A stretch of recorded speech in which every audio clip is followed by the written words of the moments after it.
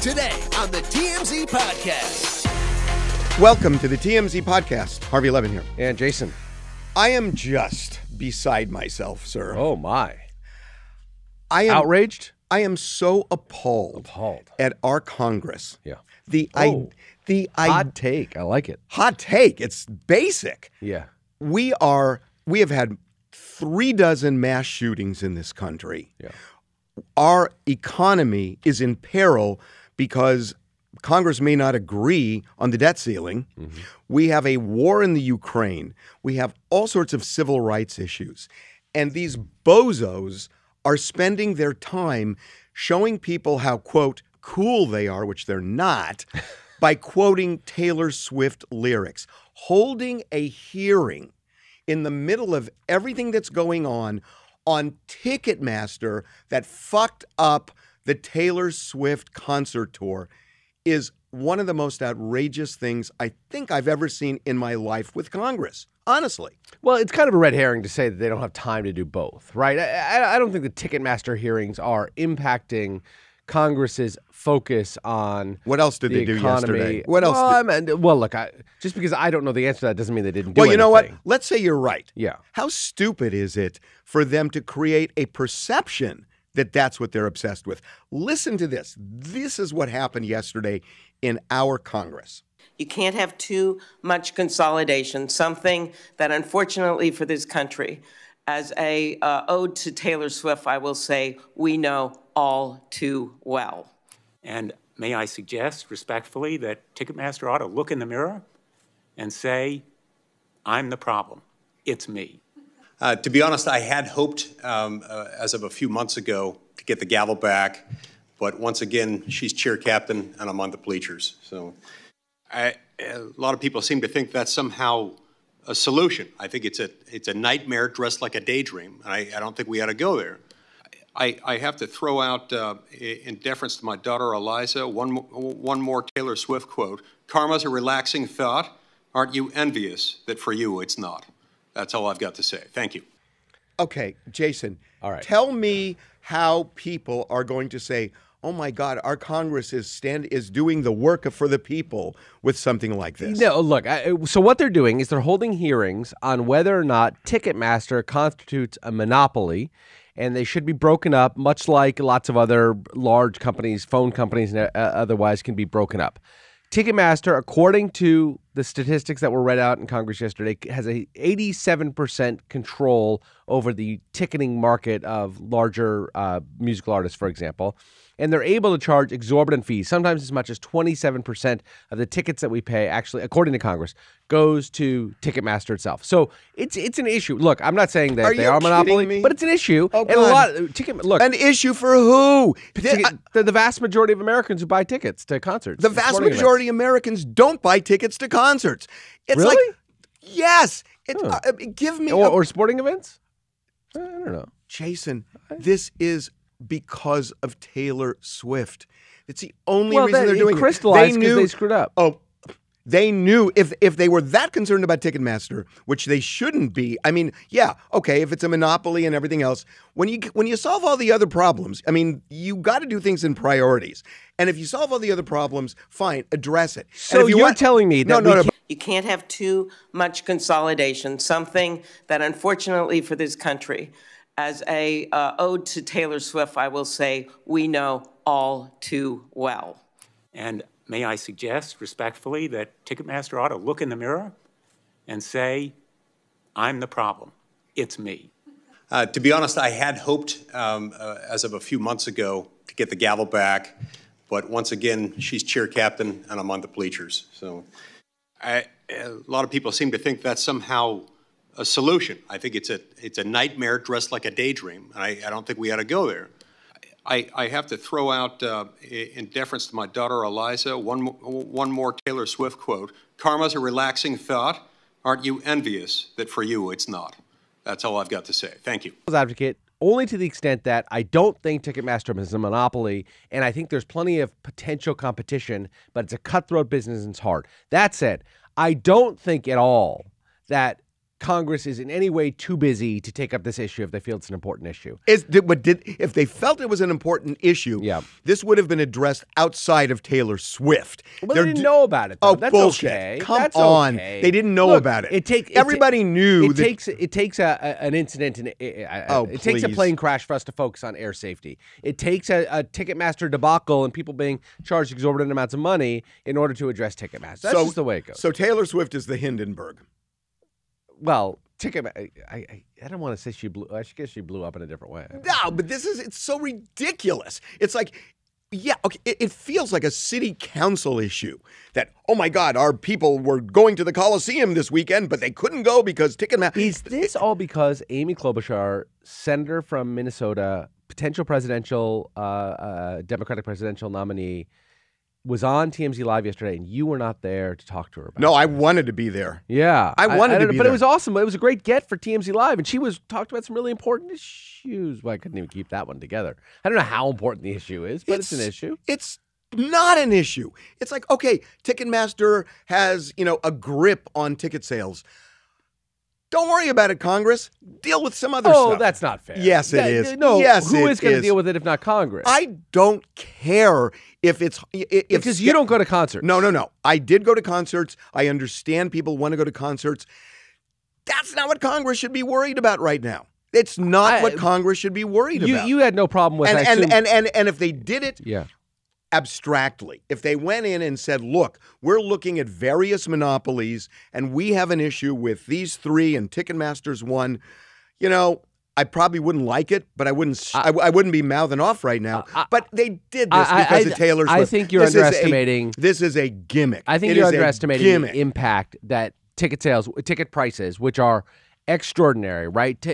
Extraordinary. There are people who can't eat right now. There are people who can't. Well, that's always going to be the case. It doesn't mean look. The people couldn't eat when we broke up the phone monopoly either. It didn't mean we shouldn't address the phone monopoly. The phone monopoly is different. The phone monopoly affects just about every single person in America. So what's the threshold for when we deal with monopolies? It's got to be 80% of Americans who suffer from it, or is 50 enough? Here's the thing: it shouldn't be about Taylor Swift.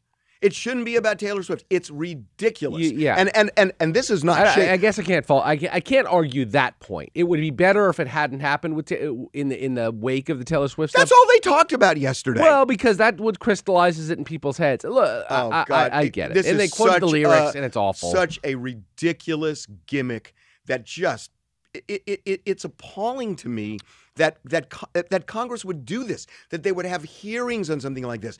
Congress's approval rating is so bad right now, and there are so many issues that are not being addressed. Hold the Republicans' feet to the fire and talk about gun control with the slaughter that's going on in this country. Well, that does no good, right? You know what? Does no good. I mean, I got to tell you something. Look, Gavin Newsom, I agree with some of the stuff he says. I disagree with some of the stuff he says, but I loved his outrage yesterday because that's the kind of thing that makes people think, oh my God, because you just feel it from him that when a governor is that outraged at what's going on in this country, Gavin Newsom had an impact yesterday.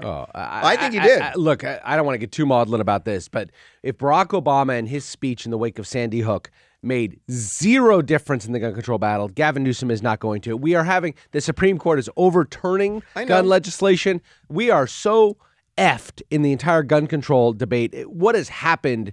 This tiny percentage of Americans has hijacked an entire issue. But then you got to beat them down. I guess so. You got to beat them down. If those are my options, gun control or Taylor Swift and Ticketmaster, I'll take gun control. I mean, but that's what I'm saying. Not my option. And it's not just that. It's everything. It's just everything that's going on right now.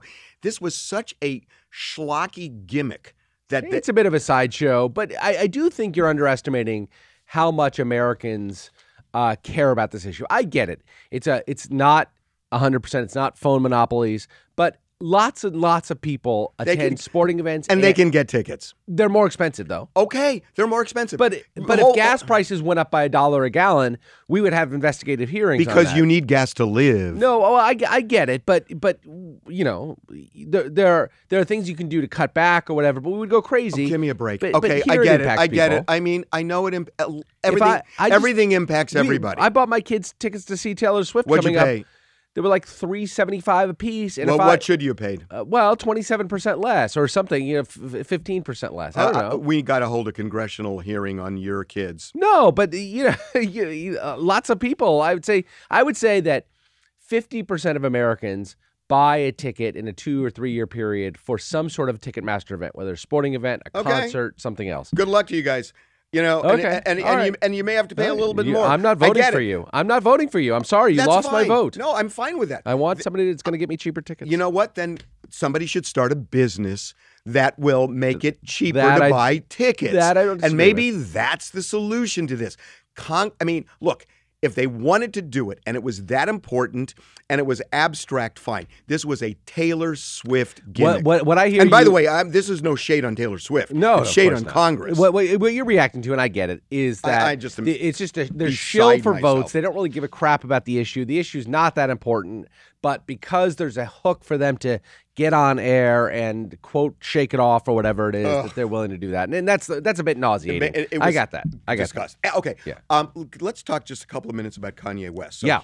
He has, gotten married in the eyes of God to a new lady. I can't figure out what the eyes of God are in this situation. Let's move on. Okay. So her family is in Australia. Kanye wants to go to Australia to meet her family. Mm-hmm. And now there is talk Kanye won't be able to get into Australia because of the anti-Semitic remarks that he made. Right. This is a weird thing, right? This runs counter to what we think about as free speech. You're allowed to be an anti-Semite and travel freely in the United States, as even you and I, as Jews, think is a good thing, right? You should be able to be an anti-Semite and still live your life.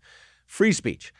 Australia apparently doesn't see it that way. They don't have. We in America think that everybody honors free speech the way that we do, but it's not the case. Europeans, Australians, they don't have quite the same standards.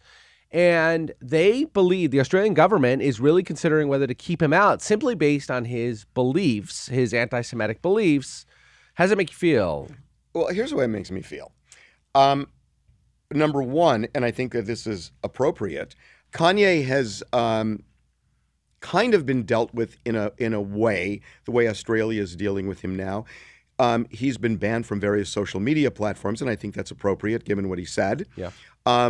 I think, he's been, I hate the word, but he has been canceled by pretty much all the businesses that he was aligned with. Suffered a lot of financial losses. Yeah. So, I mean, when we talk about free speech, there's free speech and there are consequences to But there's speech. big differences, obviously. What you're talking about is all private corporations that are cracking down on Kanye. I understand. This is a national government. It's a different country. And I mean, look, if people get a marijuana conviction in the United States and want to go to Canada, fair point. They block you a lot. Yep. And so maybe that's not what we do with marijuana, but that's what they do with marijuana. And I think you need to respect the way another country deals with issues that maybe we don't deal with them the same way. So what? There is a point. There's a limit to that, right? Australia can do whatever it wants to do. No, nobody's saying it doesn't have the sovereignty, it doesn't have the ability to do what it wants to do. But we're not going to judge Australia for not honoring the same level of free speech that we are. But we will criticize Saudi Arabia for not giving women equal rights or something like that. That's fair game. So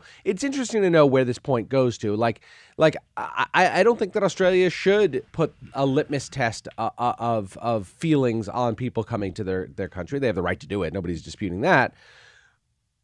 But I'm also not going to lose sleep over it, I guess. But it is interesting that a country as free as Australia is, right? Their media is free. They have free and fair elections. Also has this wall they put up. Well, if your views don't run consistent with the views that we as a society think are correct, we're going to keep you out of the country. Okay. I mean, I get what you're saying.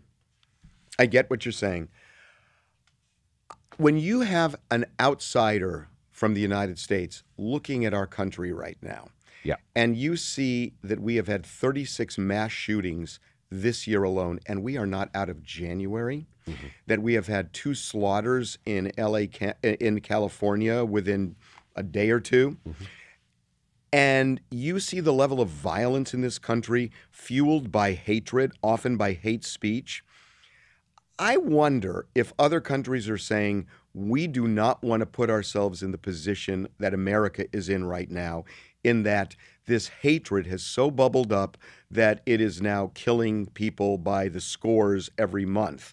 And maybe they're saying, We want to put the brakes on things so we're not like America, which is the weirdest thing in my life to say, because it used to be that everybody looked to America to say, we want to be like you. But when you look at the carnage in this country and you look at, how this happened, when people have grievances now, they pull out guns. And that mental health has become such a crisis. And when people are in the middle of a mental health crisis and have free access to guns, that combination is deadly. And everybody around the world is saying, why is America this way? Why aren't the other countries like America? I think a lot of people are giving pause to allowing this kind of hatred into their countries where, it ends up January 6th. It ends up Buffalo. It ends up Monterey Park. It ends up Half Moon Bay. It ends up like it's ended up. Right, and to that point, Nazi symbolism is not allowed in Germany because they saw what happened when it bubbled up. So, is there a point where free speech becomes, too much of a power in bad people's hands that they can't be controlled? It's hard to think that way as Americans. To your point, yeah. But yeah, there's a point to be made. Yep. Okay, see you tomorrow. Bye.